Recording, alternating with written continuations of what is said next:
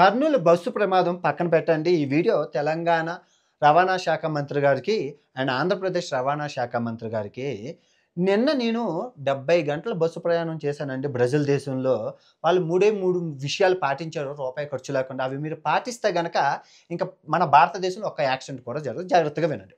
అయితే ఫస్టు నేను బ్రెజిల్‌లో 70 గంటల బస్సు ప్రయాణం చేసేటప్పుడు డ్రైవర్ ఫస్ట్ వచ్చాడు. వచ్చి మా అందరికీ బస్సులో ఉన్న వాళ్ళందరికీ, "అదిగో అమ్మ మీకు కనబడుతుంది కదా!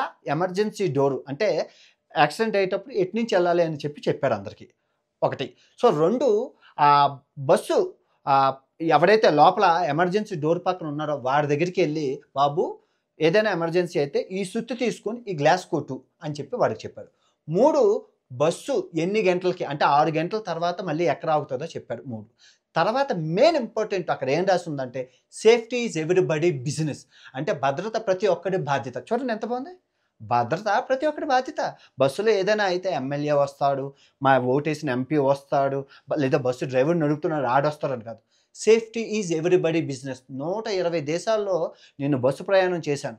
ప్రతి ఒక్కడు సేఫ్టీ ఈజ్ ఎవ్రీబడీ బిజినెస్. భద్రత ప్రతి ఒక్కడి బాధ్యత. అదెందుకు తెలుసుకోలేకపోతున్నారు? అది ఈ ఈ ఈ ఈ ఈ ఈ పదం అనేది భద్రత ప్రతి ఒక్కడి బాధ్యత. బస్సు మీద ఉండాలి. అంతేగాని 'అల్లు అర్జున్' 'పుష్ప' సినిమా ఉందా? 'బాహుబలి' సీరీస్ ఉందా? అది కాదు. భద్రత ప్రతి ఒక్కడి బాధ్యత. పోతే రాంది ప్రాణం. గుర్తుపెట్టుకోండి. సినిమా ఎప్పుడైనా ఉంటది. ఇది మీరు ఈ 3 నియమాలకి కూడా ఈ సేఫ్టీ రూపాయి ఖర్చు లేదు కదా! ఒక పెయింట్ పట్టుకొని ఒక పెయింట్ బ్రష్‌తో భద్రత ప్రతి ఒక్కడి బాధ్యత. సేఫ్టీ ఎవ్రీబడీ బిజినెస్ అని రాస్తాం. డ్రైవర్‌కి ఈ 3 జీవో పాస్ చేయండి. రూల్స్ పాస్ చేయండి. సింపుల్ అయిపోయింది.